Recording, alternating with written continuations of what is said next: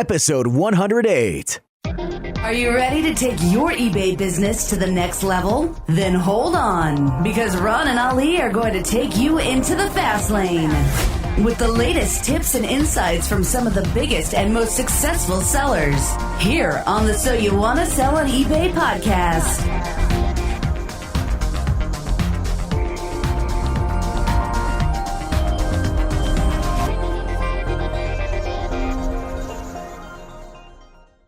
Welcome once again to another episode of So You Want to Sell on eBay. I'm Ron LeBeau. And I'm Ali Young. Hey, everyone. We have with us today Arlie and Shari Smith from California. How you guys doing today? Great. Having so much fun we can hardly comprehend it. Nice. Telling the sound of your voice. Brilliant. Yeah. Arlie and Shari Smith have been selling on eBay since 2006, and Shari runs their eBay business from home while Arlie works for Costco, where he's worked there for almost 24 years. Wow, that's a long time, Arlie. 6 years ago, Arlie was diagnosed with MS, and 2.5 years ago, he was diagnosed with cancer with a median lifespan of 2.5 years. But something beautiful happened and continues to unfold in their lives through their community. Wow. I mean, look at that. That last part's a bit sort of mysterious. What's going on there with that last line? Well, I guess God has a purpose for me because I'm still rolling around in my wheelchair and harassing all the members and my wife. So Nice. I guess there's a reason for it. Yep. Oh, when he got the diagnosis, he had posted on Facebook something so that he could let everyone know. And what happened after that was, do you want to hear about that? We want to hear about evidence. Sure. It's anything you got, bring it on. No one will ever listen to this, so don't worry about it. You know, there's no one listening. It's just us four here. Oh, good. Okay, then I'll just tell you everything. That normally happens when I talk to her. I know what you mean. I live with 5 women. I know what you mean. So one of the members at Costco, she actually called him on the phone while he was working and asked them to get him and have him come to the phone because she had heard about the cancer. And she made a private group on Facebook called Arlie's Angels, and she wanted to raise enough money to send us on vacation. Wow, very nice. Yeah, and when she told Arlie about this, he's like, if you really want to do something for me, what I want is to be the #1 fundraiser for Children's Hospital Costco, because every May Costco does a fundraiser for Children's Hospital, and she said, well, we'll help you with that, but we want to send you on vacation. And he's like, no, I don't want you to do that. So thankfully, she contacted me through Facebook and said, where do you like to stay? And I told her Surf and Sand Hotel, Laguna Beach. Very nice. Very nice. My wife's been staying there for the last 50 years since she was a child. So. 50 years? That's not sorry. true. You're not supposed to drop her age like that. You're supposed to say the last 20 of her life. Yeah, but he padded it. That's no fair. Yes. That's a brilliant story. So that's cool. And so you went on the holiday, yeah? Yes, so I was very cooperative, of course, and told her everything she needed to know. So they presented us with a vacation voucher. She raised that money through the community and members and our neighborhood. And she had the new, do you want to take over from here? Okay, she... You're on a roll. So he was working at Costco, and she and about 50 other people came and surprised him, including news crews. And the story went viral. And as a result of that, he was the #1 fundraiser for UCSF. That's amazing. Wow, I get nervous when I interview celebrities, man. I don't know about you, Ali, but man, I tell you what. I'm nervous just being next to my celebrity right here. Well played, Batman. That's awesome.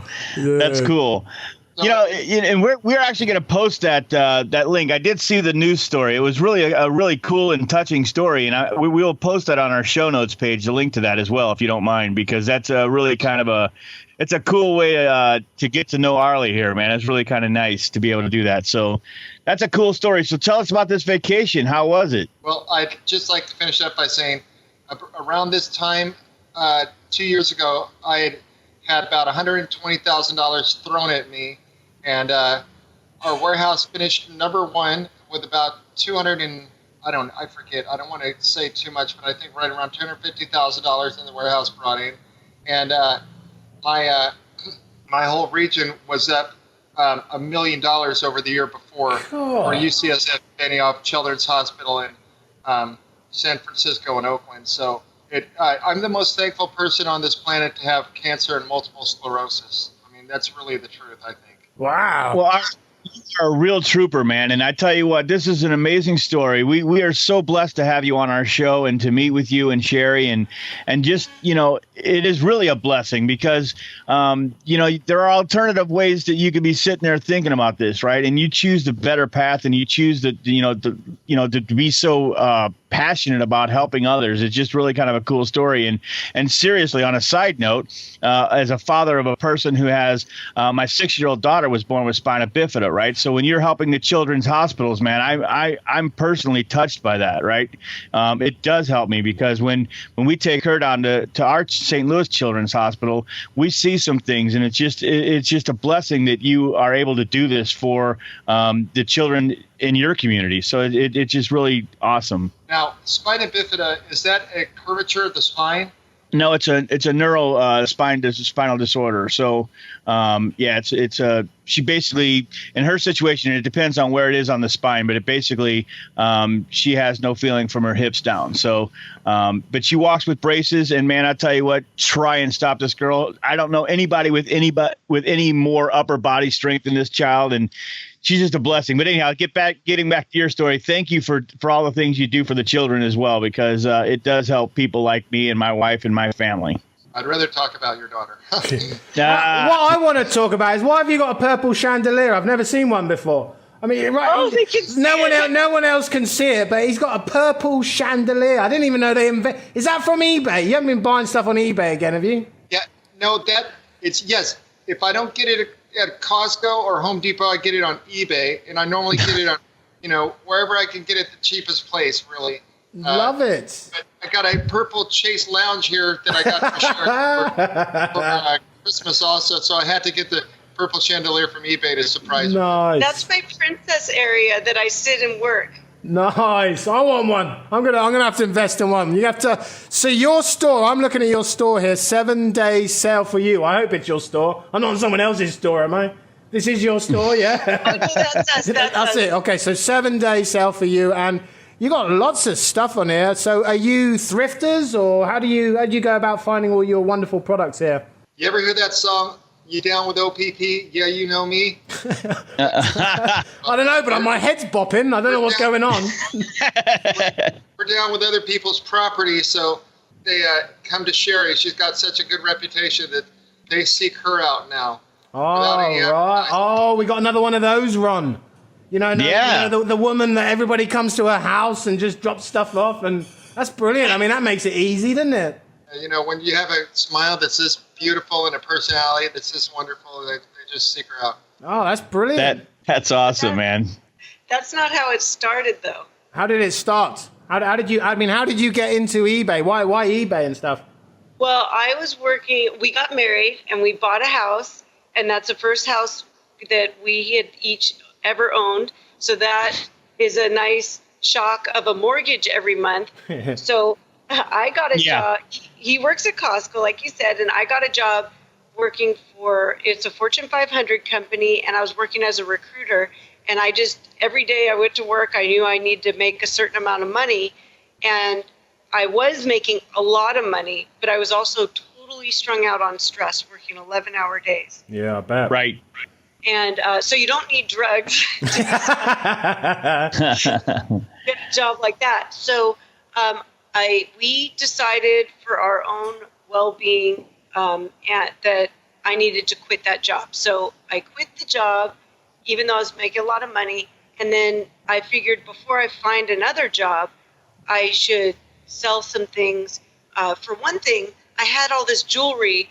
My boss, before I met Arlie, she was really into jewelry. So I worked for her for 15 years, and she had bought me jewelry on holidays and birthdays. Well, that accumulated. Now that Arlie and I were married, I just wanted to wear what he gave me. So I thought, well, I could sell that on eBay before I get another job and get too busy. So Arlie is extremely outgoing, and friends and family, and a lot of his friends would just ask, "How's your wife?" And he'd say, "Oh, she's fine. She's selling on eBay until she gets." They wanted to know if she had dumped me yet. Yeah, all right. Oh, that's nice, isn't it? Jeez. Yeah, you've broken the code of friendship, women's friendship. Yeah, that's awesome. That's exactly how they asked that, isn't it? Yeah. So when they heard that, so many people said, "Oh, have her give me a call. And do you think that she could sell this for me or that for me?" And when he told me, "Oh, you got to call so-and-so, she wants you to sell her Coach purses," I thought, oh my gosh, if I could make enough money to make the mortgage every month, I don't have to go get another job. Mm-hmm. And there's the hustle. Yeah, that's right. So that was 11 years ago, and it's paid the mortgage ever since. It's phenomenal. That's really cool. We talk to people all the time, and our audience is people that like you that, are maybe starting out and they're trying to figure out how to make $500 extra. If we make $500 extra, we can have a little bit of room where we can go out to eat. We can do some things. And all of a sudden, they're doing what you're doing. They're paying their mortgage, and then they're paying their mortgage and their car payment. And it's just amazing how it snowballs because, I think we've interviewed 100. You're our 108th, I think, interviewees. And, every single one of them, I believe, other than a couple entrepreneurs, has said to us that they start by selling things around their house. And that's how it starts. And it's just amazing to hear these stories successfully every single time. Isn't it, Ollie? It's just kind of crazy, right? Yeah, it's insane. It becomes normal after a while. But, yeah, it is nuts. I mean, the concept, someone comes around your house, gives you their old jumper or their old jacket or something. You put it on something like eBay, make money and pay your mortgage. It's pretty nuts. Yeah. We sell a lot of jumpers here too, Ollie, just so you know. What do you call them over there? You call them like sweatshirts. I mean, why would you want to wear something that makes you sweat? I would not. Okay, yeah, I always get sidetracked. I'm like that weird guy that they're trying to get rid of, I always get sidetracked. But back to your 7-day sale for you. So I know is here, you got nearly over 12,000, we have over 12,000 feedback, and you don't have any negative at all. I mean, what are you? Are you just really, really nice people? Well, we have a few friends in the business. You're paying under, you're slipping envelopes along the way, are we? Well, I try to be really nice and accommodating to customers and buyers, and you do build a relationship a lot of times, and if they're upset about something, then we take care of it. So you just take them one at a time. We try to ship as fast as possible. We ship every day of the week. It's a hot potato. As soon as it sells, it's a hot potato. It's gone. Got to get it out. Does the postman Pat, does he come and pick up the box, or do you have to go down to the thing? Let me translate that. He's asking, does the mailman come to your house? You take it to the post office. Thank you, Ron. Sorry, we need subtitles on this show. That's what we need, subtitles. I thought he was asking if I delivered each package. I can't believe you don't understand postman. That's what I'm here for. I'm the translator. All right, Ron, all yours. We're big on security. We don't want any impulsive shoppers in the middle of the night that the police have to come and clean up. Exactly, so, come and remove. We take it to the post office. We bring it to them to keep any suspicion off of our home. We pack it all here, and we print the labels. We get it all set, and then we take the post office stuff at the end of the day and the FedEx stuff. So we're there on a daily basis. So you've been doing this for about 11 years now, right? On eBay? Yep. So how many systems have you put in place since day one? Because, obviously day one, you're scrambling around, you're taking a single picture, you're doing a single listing. And how organized have you come, for 11 years to, with your systems that are in place to make this so easy, much more easier, I should say, for you? Were we talking about one of you as a perfectionist earlier? Yes, that was Ron. That's not me. I'm like the normal guy. Yeah, right. That's not what I remembered. But your memory's not serving you well. It's early morning. Yeah, that's true. So Arlie is a perfectionist, and he reorganized one of our cabinets last night, and I marvel every time at how good it looks. That I would never envision it that that it could look like that. So he's the one who put systems in place. And the other thing is once we started getting busy and we decided to hire some part-time help, some teenagers, I had to get really organized and have a system for everything in order to have them be able to do the work. So it had to change from me just listing it, knowing it was on a corner of a shelf in room 1. Now we have things like location codes so that someone else could ship it if we're out of town or if I'm doing something else. So we do have quite a system going. You got to. So widget A is on eBay. You're selling widget A, okay? How quickly from the time it sells to the time you find widget A, how quickly or how organized are you to where you can find it pretty quickly? Go. Oh, when things go well, very fast. We have a storage unit. And we print out the shipping list. We've got the location codes on there. We've got an item code. So then we go to the storage unit 6 minutes away and find the bin with the number on it, and then find the item inside with that number. And usually it goes well. Occasionally, for some reason, a location code has disappeared on us. I'm sure it disappeared fun, right? On you. I like that. Yes. Yeah. That's awesome. And I imagine it's really, really important because especially with someone like your size and like other people we've had on, you've got a lot of different stuff. And if you don't do something like that, it can become a real headache, I imagine. Yes. I think that when I had 175 items, I don't think I had location codes yet and years ago, but now we have over 1,300 items, and I'm also getting older and everything. So, and everything. I love that. Just want to point out she's older than I am. Oh, exactly. Right. 7.5 months, yeah. We'll make sure we get that in the show notes page, Yeah, Arlie. definitely. Yeah, you've already told us she's 50. Yeah. He lied. No, she's been going to the hotel. She's been going to that area. Oh, right. Longer than that. Wow. Ron and Ali will be right back after this short break. Life is full of numbers. Our brains process literally hundreds of numbers and equations every hour of every day. When it comes to your business, give your brain a break as well as peace of mind that the numbers are figuring up as they should with MyCost Pro. MyCost Pro is an easy-to-use automated eBay bookkeeping program for Excel that imports sales data directly from your seller account. MyCost Pro automatically generates accounting and performance reports to show you your true bottom-line profit. You can even view and edit active listing details such as price and quantity and relist unsold items directly from MyCost Pro. All you need is Excel on your Windows PC. Take control of your business and free up those long nights of crunching the numbers. Visit mycostpro.com for a 21-day no-obligation free trial using coupon code PODCAST, exclusively for So You Want to Sell on eBay podcast listeners.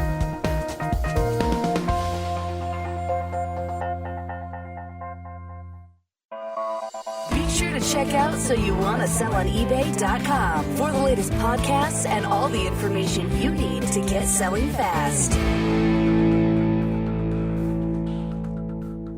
Very cool. Well, that's awesome. So, 7-day sale for you. I mean, where'd you come up with that name? Well, I figured that if average item, we figured we'd list it and sell it within 7 days. He was thinking of an auction time. It turns out, sometimes, of course, it's 7 months, but... Yeah. 7 something. That's what it ought to be. 7 something sale for you. Yeah, that's really cool. And I see you guys are doing a lot of buy it nows, and you're doing some 20% offs, and you're just kind of mixing it up a little bit. And I mean, why buy it now? Why not the auctions? It just seems that buy it now, people want it. If they want it, they want to get it.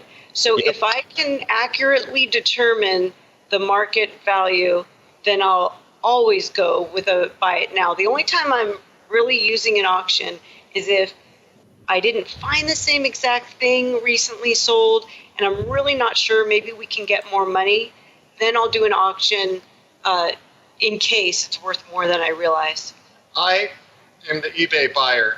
So when I go to eBay, I click on buy it now because I'd rather do that than do an auction unless I'm feeling like I want to snipe and I want to get something, I feel like the Russia. Yeah. Well, sniper, are you? Yeah, we know your type. You're the sort of type we've got it. No, there was a sniper. He got in. Yeah. So we've identified the eBay sniper, everyone. It's Arlie. Everyone, just so you know, Arlie is the eBay sniper. That's awesome. You also mentioned you're the actual buyer. Now, I don't know what's happening here, but I'm looking at a 2004 Bratz doll head. I mean, seriously? Does someone just buy a head of a doll? I mean, what sort of day and age do we live in? We got a lot of sick people out there. No. Is that like a joke? Is that one of those products? I bet you.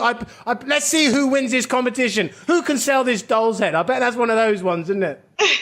You know what? Those were one of the hottest things when we got stick pins included. We had a client whose sister had worked for the company that made Bratz dolls, and she had this huge collection of Bratz doll prototypes. So actually, it was a total frenzy when I posted these. I don't know why that Bratz doll head didn't sell. I wonder why. Jesus. Well, I mean, what's it going to fit on? If you haven't got one of those, you're going to have like a monkey and then have his little head on it or something? Oh, God. I will say this, the Bratz for anybody who's listening to this right now, the Bratz head doll does look very happy laying there without a body. I mean, it looks very content. Yeah. Big eye. It's a real free spirit. Yeah, exactly. Yeah.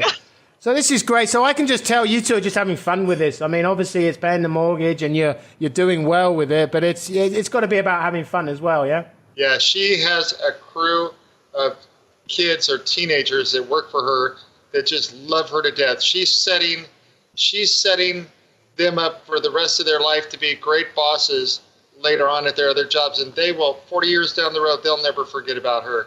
Wow. They absolutely love and adore her. We moved 35 miles away from where they're close to their home, and they came with her to work at our new home here, and they just love her to death. Wow. That is a cool story. And one of the things that Ali and I love to talk about is building entrepreneurs as opposed to employees. And the reason I say that is I've got 3 little kids ranging from 9 to 6 here at home. And I'm trying to raise them as entrepreneurs because, I always say if you're an entrepreneur and later in life you want to become an employee, that's fine. Go ahead and do that. But if you grow up and, you do what we customarily do here in the United States, go to school, get a good job, have a career, then you want to try to be an entrepreneur. It's a little bit harder to undo that because, as you know, corporations, they wrap that warm security blanket around you of healthcare and things like that, you just don't feel like you can leave. So I really appreciate that you're doing that for these young people because they are getting an idea that they don't have to, always work for somebody else. They understand they see you doing what you're doing.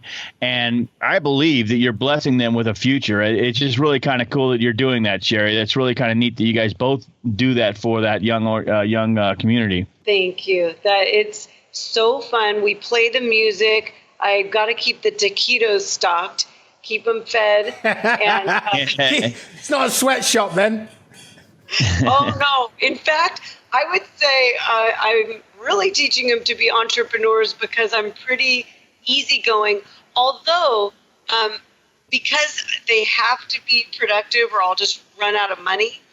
I'm definitely teaching them the mindset. Like if you list this many in an hour, then we're profitable. And so they do hear that all the time. But they do see it's a flexible work schedule and workplace. I call it walk and talk. If you can't talk while you're walking, then shut up. Oh, nice! Wow!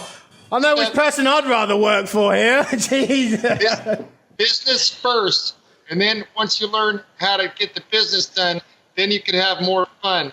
But you have to be mindful of getting the job done, so that you can. Because we're not paying you because of your personality, just because we love you. We need you to actually, create a profit for us so that we can keep you employed. I love that because I had a house built I used to live by the Cambodian border in my missus's village, and I paid the workers with alcohol. So what we used to do is we used to get drunk and then build this house. And I got one wall that's like bent to the side. So I took your advice there and I paid them the alcohol after work, otherwise I wouldn't have had a proper house. Great idea. Yeah, so and smart business. And no smoking while you're building, right? Yeah, no. It was a mess. It was Thai style. It was beautiful.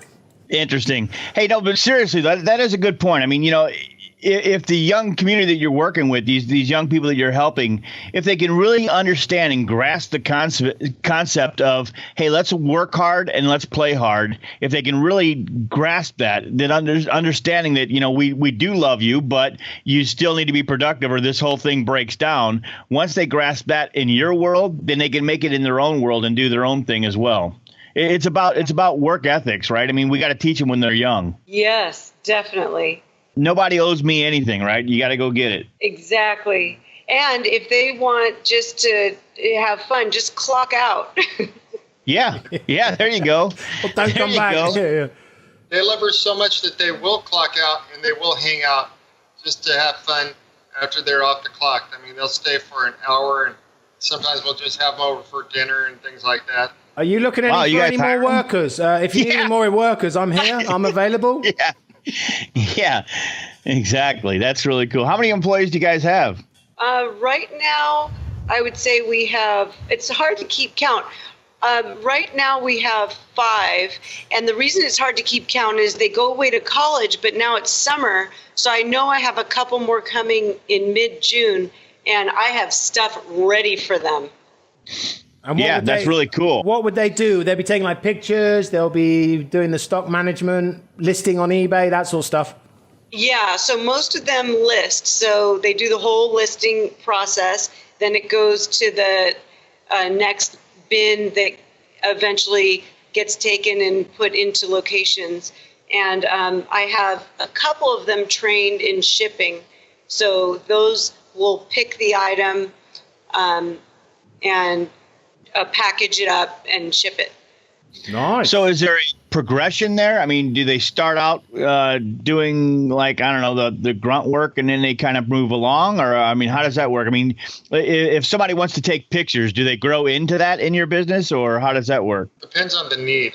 Yeah, I have and had. the personality. Okay. Yeah, I had a young, my youngest was 14 and a half, which is when he could legally get a work permit. And I had him do a lot of stalking and Stalking? Well, you got him stalking. Oh, stocking. Sorry. I was thinking, blooming heck. That's a bit weird. Yeah, they've got some stash over there. Keep an eye on them. No, not stockings, the ones you pull up to your keypad.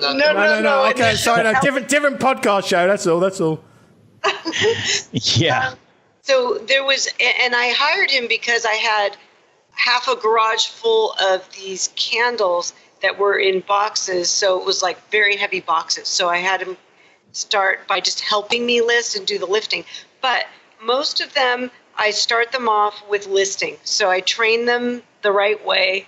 And then I have an experienced employee sitting by them and listing side by side with them. And the reason I start them off with that is they can have flexible hours. So whatever days they can come, I just have to know what days they're coming, and it has to work for me. Then they can list while they're here, and then that's flexible. The ones that I then train to do shipping, which for some reason is more fun for them. Huh. Really? Wow. Once they're doing the shipping, it's hard to get them back over to listing. Oh, is it? Yeah. But the ones that are doing shipping, if I think they're coming in, they better come in. I need them on the days that they're coming. Otherwise, I'm going to have to do it. Right. And no. And I do. Shucky darn. So it's really the ones with a more stable schedule and a more regular schedule, and then I'll go through training them to do the shipping. Awesome. Yeah, it sounds like you guys have a really good system in place, and you guys, and not only a really good system in place, but I really, really respect and appreciate what you guys are doing for the young community there. I mean, seriously, that's a huge deal, right? Because we've got to grow this younger community into being, productive in any way. I mean, whether they're employees or entrepreneurs, but I kind of tend to go toward the entrepreneur route because it just seems like a really cool concept. And I always say I don't mind working 60 hours a week, but I want it to be my 60 hours. So that's kind of the way it rolls there. So appreciate that. Thank you. Well, I just probably started off just selfish. I like kids. I like having them around. And there was a time last year where our sales were so high and then they dropped off, and my payroll had been so high.